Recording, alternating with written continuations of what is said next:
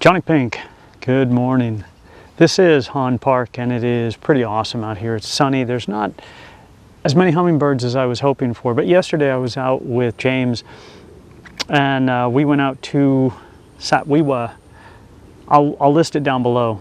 And I was kind of disappointed thinking, man, I'm missing all these shots. I had finally done the update, the most recent update to the Canon R5, and I'm a little disappointed. Maybe it's my lenses going out. I'm gonna try some different lenses. But the autofocus, I seem to be struggling a little bit with this older lens. Now granted, this is a much, much older lens, and I was really, really disappointed. But I was really happy. Check this out. This is Acosta's, watching the birds. This is Acosta's hummingbird.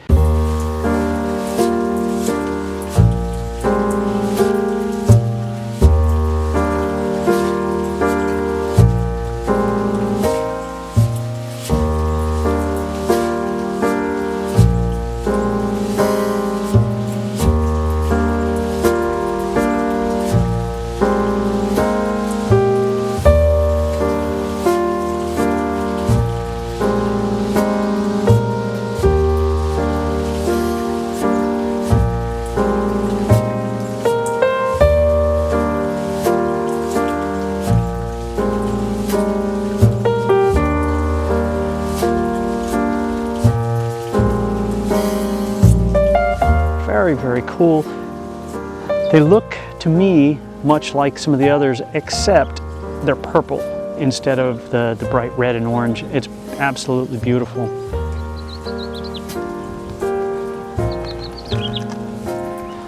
A couple of other shots are the California towhee.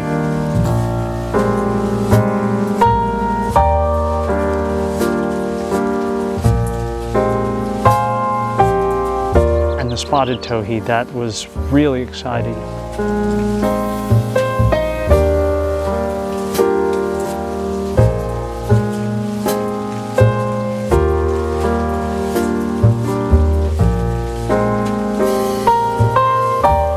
The coots in the water, because when we were there early in the morning, the lake was just absolutely, it was flat, it was still, and so the reflections are insane.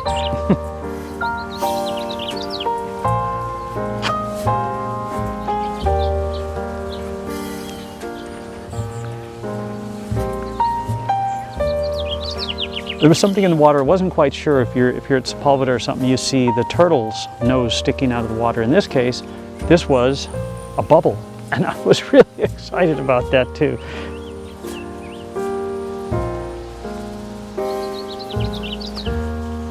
The other thing, and I'm sure James will have a very long video on this because that's really what he wanted to shoot, was the Lazulis bunting, and it's so cool. I think those probably maybe the second time I've seen those.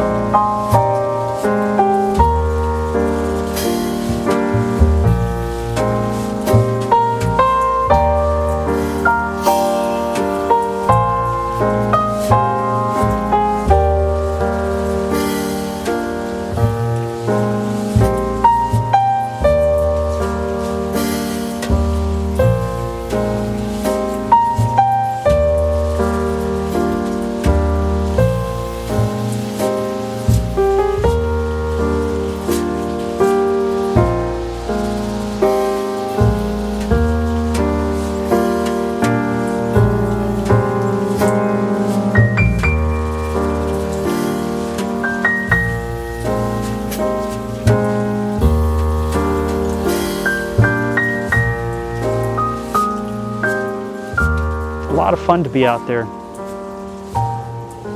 All I can say is thank you for letting me share with you guys. I do appreciate it. Please give it a thumbs up if you think it's kind of interesting. I don't always talk about my settings. I usually keep my aperture as wide open as I possibly can. Sometimes I'll stop it up a little bit. That seems to work for me. I like a really, really fast shutter speed so I can freeze the motions. Sometimes I have my stabilization on, sometimes I don't. And the ISO with these cameras, especially with the R5, I keep it in auto ISO because I let the camera decide on that.